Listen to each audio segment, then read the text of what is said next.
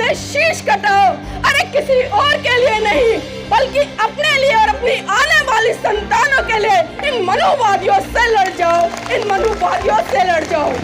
क्योंकि मेरी बहनों, काशीराम साहब अमर रहे, हमारी मांगे पूरी हो, हमारी मांगे पूरी हो। जो जमीन की बात करेगा, जो जमीन की बात करेगा, जो जमीन की बात करेगा, हमारी मांगे पूरी हो, हमारी मांगे पूरी हो।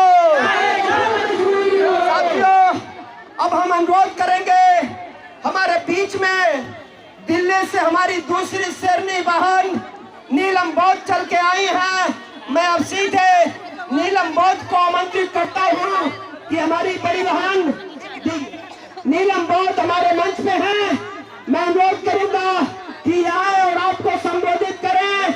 जो ताली बजा के इस बहन का स्वागत करो। साथियों, देख लो आपकी ताकत में कितना दम है। ये आपकी बेटियां, आपकी बहनें ये घर से निकल चुकी हैं और देश के हर कोने में ये आवाज अब गूंज रही है कि 1 एकड़ जमीन अब हर गरीब, हर दलित, पिछड़ा, भूमिहीन को चाहिए। अगर सरकार नहीं देगी तो हम सरकार को चैन की नींद सोने नहीं देंगे। हम आमंत्रित करते हैं अपनी शेरनी बहन नीलम बौद्ध को, हमें अपनी बात रखें। मैं साहब मान्यवर काशीराम जी के उस नारे से शुरुआत करूंगी जो कहीं ना कहीं एक क्रांति पैदा करता है। और आप सभी मेरे पीछे बोलिएगा कि जो जमीन सरकारी है, जो जमीन सरकारी है, जो जमीन सरकारी है, बिल्कुल। साथियों, यहाँ पर हम कोई भीख मांगने नहीं आए हैं, बल्कि हम अपने अधिकार मांगने आए हैं। और हमारे तमाम महान पुरुषों ने हमें सिखाया है कि जब जब आप अधिकार मांगेंगे तो आप पर लाठियां भी बरसेंगी, आप पर गोलियां भी चलेंगी, आपको प्रताड़ित भी किया जाएगा। लेकिन मैं ना लाठियों से डरना है, ना गोलियों से डरना है, ना तलवारों से डरना है और ना ही विपक्षियों से डरना है। और खासकर मैं यहाँ पर जो उत्तर प्रदेश के माननीय मुख्यमंत्री योगी आदित्यनाथ जी हैं, तो उनको मैं बता दूं कि जितनी पावर या ताकत आपकी है, उससे कई गुना, लाख गुना ताकत इस आम जनता की है।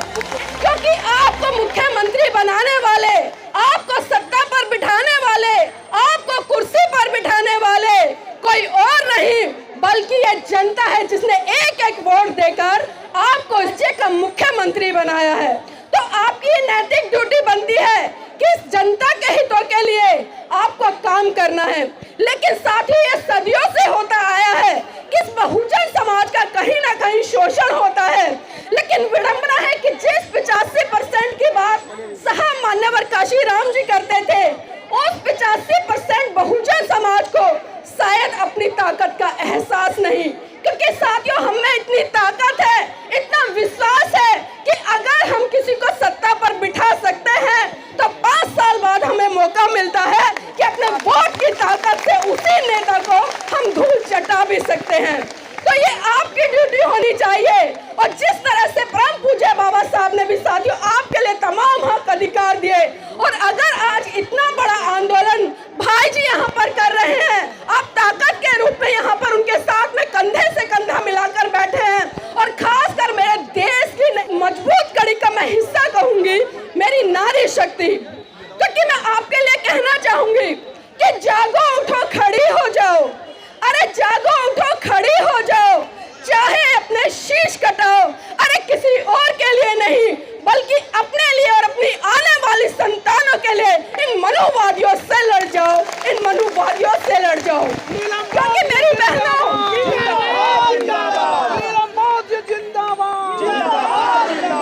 क्योंकि मेरी बहनों, परम पूज्य बाबा साहब ने साफ साफ कहा था कि मैं किसी भी समाज की उन्नति इस बात से आंकता हूँ कि समाज की महिलाएं कितनी पढ़ी लिखी हैं और कितनी जागरूक हैं। और आज तमाम महिलाओं ने साबित कर दिया है कि आप जागरूक हो। भले आप पढ़ी लिखी नहीं हो सकती, गांव देहात से आती हैं, लेकिन आपने आज जो जागरूकता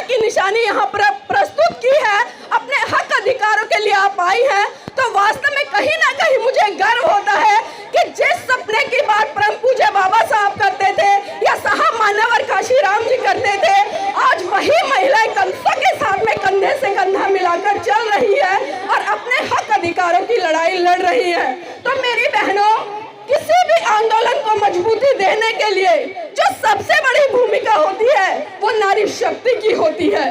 और आप सबने आज दिखा दिया है कि नारी जितना बढ़ चढ़कर किसी भी आंदोलन में भाग लेगी, वो आंदोलन उतनी ही मजबूती से सफलता की तरफ बढ़ेगा। और यहाँ पर मैं सहाय जी को भी धन्यवाद देना चाहती हूँ कि उन्होंने वास्तव में धरातल पर जाकर काम किया, कोई हवाई काम नहीं किया, कोई बड़े बड़े मंच नहीं लगाए, बल्कि आम जनता की आपकी आवाज बनकर आज आपके लिए वो संघर्ष कर रहे हैं जो कि सही रूप से आपको सक्षम बनाएगा, आपको मजबूत बनाएगा। क्योंकि आपको अगर 1 एकड़ जमीन मिल जाती है तो आप किसी के मोहताज नहीं रहेंगे। आप 5 किलो राशन का मुंह नहीं ताकेंगे कि महीने पे हमें 5 किलो राशन मिलेगा तो हमारे बच्चे पेट भर खाना खाएंगे। लेकिन इन सरकारों से हमें सवाल भी करने पड़ेंगे, क्योंकि हम सभी जानते हैं कि 5 किलो राशन में एक व्यक्ति भी पूरा महीना नहीं काट सकता। इसीलिए जो हमारी डिमांड है, आपकी डिमांड है कि इस देश के तमाम संसाधनों में हमारी बराबर की हिस्सेदारी होनी चाहिए। जितनी जमीन अंबानी के पास है, अन्य नेताओं के पास है, उतनी जमीन नहीं तो कम से कम उनसे कुछ जमीन तो हमारे पास भी होनी चाहिए, ताकि हम उस पर अनाज उगा सके, फसल उगा सके और उस फसल से हम अपने परिवार की आजीविका चला सके। और यहाँ पर मैं एक बात और कहना चाहूंगी, क्योंकि जिस तरह से यहाँ पर महिलाओं ने जो अपने भागीदारी सुनिश्चित की है, मुझे परम पूज्य बाबा साहब की घटना याद आ रही है। और उस घटना का जिक्र मैं इसलिए कर रही हूँ क्योंकि साथियों, आप लोग संघर्ष कर रहे हैं, आप आंदोलन कर रहे हैं, आप कहीं ना कहीं सत्ता पक्ष के विरोध में यहाँ पर बैठे हैं और चाहते हैं कि वो सत्ताधारी लोग आपकी डिमांड पूरी करें। मेरी बहनों, बात उस समय की है जब परम पूज्य बाबा साहब बंबई हाई कोर्ट में प्रैक्टिस कर रहे थे। अचानक उनके पास खबर पहुंची कि साहब, आपका बेटा राजरतन बहुत बुरी तरह से बीमार है और अपने जीवन की अंतिम सांसें ले रहा है। ये बात सुनकर परम पूज्य बाबा साहब तुरंत घर दौड़े आए और जैसे ही परम पूज्य बाबा साहब ने अपने बेटे राजरतन को गोद में उठाया, साथियों, राजरतन ने बाबा साहब की गोद में ही दम तोड़ दिया। यह मंजर देखकर माता रमाबाई बिलक बिलक कर रोने लगी और साहब का कॉलर पकड़कर कहने लगी कि साहब बस कीजिए साहब, बस कीजिए, क्योंकि आपकी समाज सेवा के भूत ने एक एक करके मेरा पूरा परिवार उजाड़ दिया। साहब बस कीजिए। तो बाबा साहब फिर कहते हैं कि रमा चुप हो जा, रमा चुप हो जा, तू तो रो भी सकती है, लेकिन मेरी तो आंखों के आंसू ही सूख चुके हैं, क्योंकि प्रतिदिन मैं अपने समाज के हजारों बच्चों को मरते हुए देखता हूँ। रमा चुप हो जा। तो माता रमाबाई फिर कहती है कि साहब मैं आज फिर चुप हो जाऊंगी, लेकिन आप मुझे एक बात बता दीजिए कि जब आप अपने बेटे राजरतन को गोद में खिलाया करते थे तो बड़े हर्षोल्लास के साथ कहा करते थे कि रमा मेरा बेटा बड़ा होकर एक दिन इस देश पर राज करेगा। तो साहब, आज राजरतन तो इस दुनिया में रहा नहीं, अब आप मुझे ये बता दीजिए कि बड़ा होकर इस देश पर कौन राज करेगा। तो बाबा साहब अपने बेटे राजरतन के पार्थिव शरीर पर हाथ रखकर कसम खाते हैं और कहते हैं कि रमा की कोख से जन्म लेने वाला राजरतन इस देश पर राज करेगा, इस देश पर राज करेगा। और वो राज, मेरी बहनों, परम पूज्य बाबा साहब आपको संविधान के अंदर देकर गए। एक वोट देने तक से लेकर एक शासक बनने तक का अधिकार अगर